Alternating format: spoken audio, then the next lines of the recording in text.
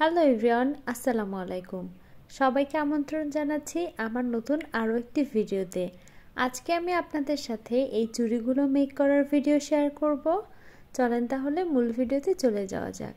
প্রথমে আমি কি ম্যাটেরিয়ালস লাগছে সেগুলো দেখাচ্ছি। এখানে আমি চুড়ির বেস নিয়ে নিয়েছি। তারপরে আছে হলো B7000। এখানে আপনারা যে কোনো গাম নিয়ে নিতে পারেন। তারপরে লাগবে আমাদের টুকরো কাপড়, আর একটা কেচি কাটাকুটি করার জন্য, আর হলো সুতা, কিছু বিডস। এখানে আমি কিছু চুড়ি তৈরি করে রেখেছি, দেখতে পাচ্ছেন। আর এই বিডসগুলো লাগানোর জন্য লাগবে হলো সুই। আপনারা কিন্তু চাইলে যে জামাটা আপনারা টেলর্সে বানাতে দেন সেখান থেকে যে কাপড়টা বেঁচে যাবে জামা বানানোর পরে বা সালোয়ার বানানোর পরে, ওই টুকরা কাপড় দিয়েও এই ধরনের চুড়ি বানিয়ে নিতে পারেন। আর যদি ব্যবসার উদ্দেশ্যে হয় তাহলে তো অবশ্যই সব কিছু বেশি বেশি আলাদা করে কিনে নিতে হবে, যেমন কাপড়, বিডস, চুড়ির বেস, এসব আর কি। দেখতে পাচ্ছেন প্রথমে আমি চুড়ির যে বেসটা, এই বেসটার উপরে গামটা লাগিয়ে নিচ্ছি। এভাবে উপরে নিচে ভালো করে লাগিয়ে নেবেন, তাহলে ছোটার সম্ভাবনা থাকবে না। তারপর এই যে কাপড়টা দেখতে পাচ্ছেন, এই কাপড়টার উল্টো সাইডটা যেটা থাকবে, উল্টো সাইডটাতে আপনারা একটা সাইডে এরকম ভাঁজ করে নেবেন। যেহেতু আমার কাপড়টা দুই দিক থেকেই কাটা, সেহেতু দেখা যাবে এখান থেকে যদি আপনারা ভাঁজ করে না নেন তাহলে সুতা উঠতে থাকবে, পরবর্তীতে দেখতে ভালো লাগবে না। তো উল্টার দিকটা থেকেই আমি পেঁচানো মূলত শুরু করব, তাহলে আমাদের ঠিক দিকটা চুড়ির উপরের অংশে চলে আসবে। আমি চেষ্টা করছি যতটুকু সম্ভব ভালো করে দেখানোর জন্য। আর আমি এখানে স্পিড দিইনি একদমই, প্রথম অংশটুকুতে এভাবে করে চেপে চেপে সুন্দর করে টেনে টেনে নেবেন।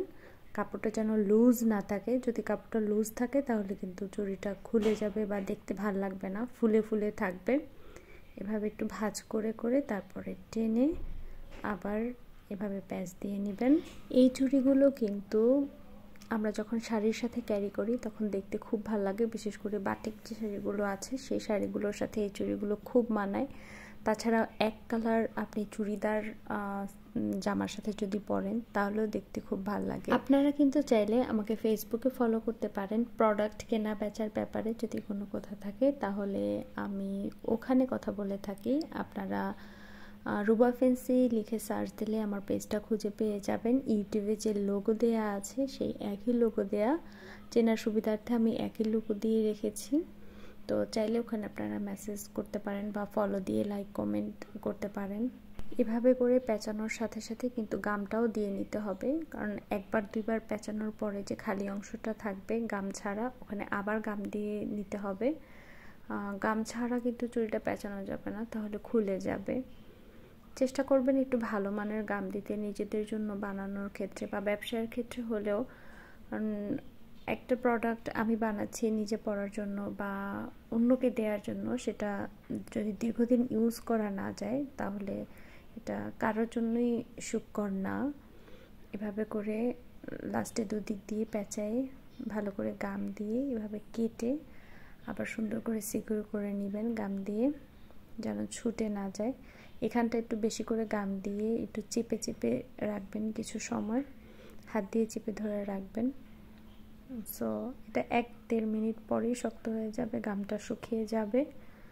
এই গামগুলো ইউজে অবশ্যই সতর্ক থাকতে হবে। ইউজের পরে ভালো করে আটকে আপনারা একটা ডিব্বার মধ্যে রেখে দিবেন, তাহলে আর আশপাশটা শক্ত হয়ে যাবে না, দীর্ঘদিন ইউজ করতে পারবেন। আমি এখন বিডসগুলো লাগিয়ে নিব। আমি এখানে 4টা বিডস নিয়েছি এবং 4টা বিডস নিয়ে একটা জায়গায় শক্ত করে আটকে নিব। এখানে ভালোভাবে পেঁচায় নিতে হবে, নয়তো ছুটে যাওয়ার সম্ভাবনা থাকবে। 2-3টা করে গিট দিয়ে নেবেন যেন ছুটে না যায়। আর আমি একটা চুড়িতে 3টা জায়গায় বিডস ইউজ করেছি, যেহেতু আমার এই চুড়ির সাইজটা ছোট তাই আমি 3 জায়গায় ইউজ করেছি। যদি আপনাদের চুড়ির সাইজ একটু বড় হয়ে থাকে তাহলে আপনারা 4 জায়গায় অথবা 5 জায়গায় বিডসগুলো ইউজ করবেন, দেখতে তাহলে আরও বেশি সুন্দর লাগবে।